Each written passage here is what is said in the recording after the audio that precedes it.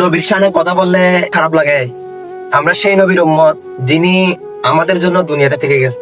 আজরাইল আলাইহিস সালাতু ওয়াস সালাম যখন কারো জান নেয় তখন তার থেকে অনুমতি নেয় না। যখন যার মওত আসে তখন তার থেকে চলে যেতে হবে।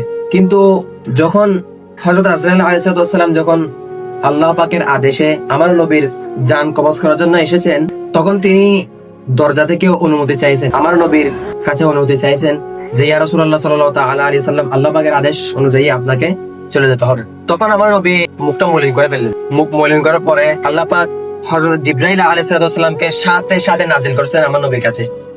তখন জিবরাইল আলাইহিস সালাম বলতেছেন, ইয়া রাসূলুল্লাহ সাল্লাল্লাহু আলাইহি সাল্লাম, আপনি কি খুশি না? আল্লাহ পাক আপনার দিদারের আশায় আছে, তাই আপনাকে নেওয়ার জন্য হযরত আজরাইল আলাইহিস সালামকে পাঠিয়েছেন। আপনি কি তাতে খুশি না?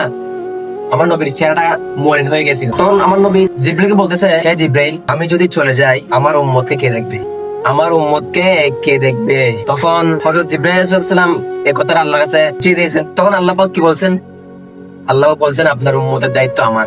আচ্ছা, আগেকার নবীকার উম্মতরা যদি গুনাহ করতো, সাথে সাথে তাদের কাছে আযাব চলে আসতো।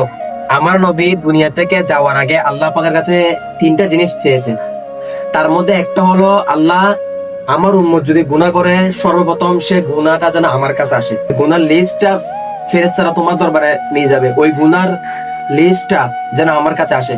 আজকে দুনিয়ার মানুষ এত পরিমাণ গুনাহ করতেছে। আরে ভাই, কোন সময় আপনি আমি মাটির সাথে মিশে যেতাম? ভাই, কোন সময় আপনি আমি মাটির সাথে মিশে যেতাম? গজব চলে আসতো আমাদের উপরে। কত গুনাহ করি, কার কারণে বেঁচে যাচ্ছি আজকে?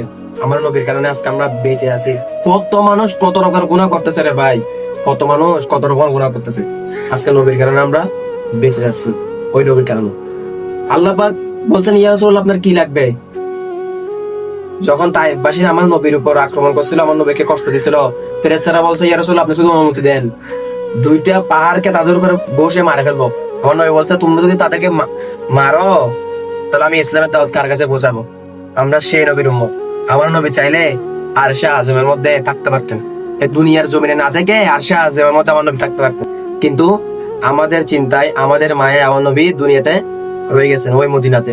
আপনার আমার গুনাহ যখন আমার নবীর দরবার পেশ করে না, আমার নবী আল্লাহর কাছে মাপ চাই আমাদের হয়ে। এই জন্য আল্লাহ তাআলা আমাদের উপর গজব নাজিল করেন না। আমরা ওই নবীর বিরাদত পালন করব, আমরা ওই নবীর জন্মদিনটা পালন করব, 12ই মিলাদুন নবীর সময়। তো আপনারাও আমাদের সাথে আসুন, পালন করুন। এগুলা নিয়ে কথাবার্তা না বাড়িয়ে, এত বিরোধিতা না করে চলেন। নবী শুধু আমার না, আপনারও নবী, আমারও নবী।